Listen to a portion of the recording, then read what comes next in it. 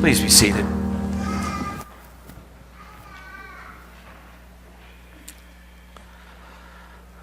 The Word of God that we want to take a look at this morning is Proverbs chapter 16, two verses, verses 27 and 28. Verse 27 goes like this: "A scoundrel plots evil, and on their lips it's like a scorching fire."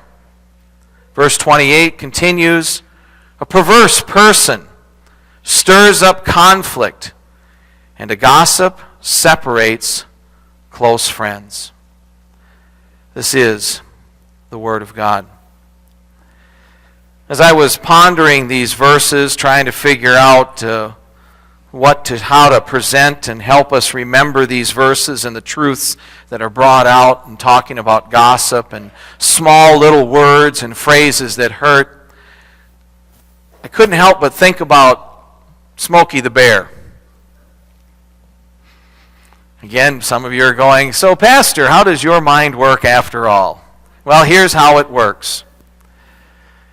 In the text, you heard the words of a gossip and a person that wants to stir up trouble talk about their lips being scorching and causing a scorching fire. And it reminded me of the Smokey Bear commercials, the public service announcements that went out that always had the phrase is on this poster, "Only you can prevent forest fires," or nowadays it's been updated to broaden the scope, "Only you can prevent wildfires."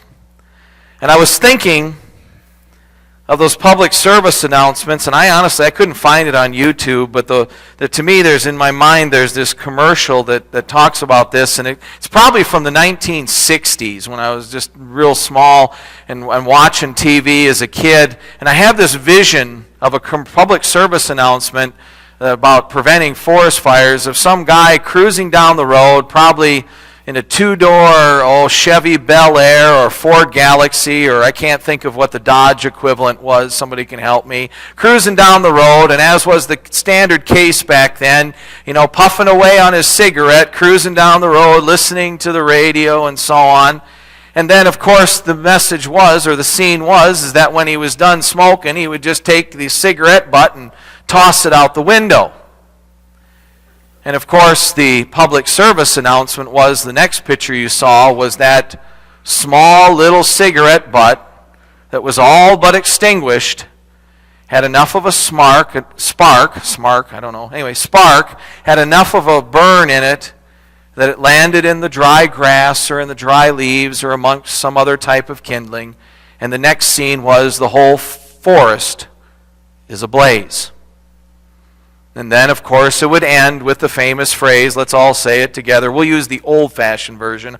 "Only you can prevent forest fires."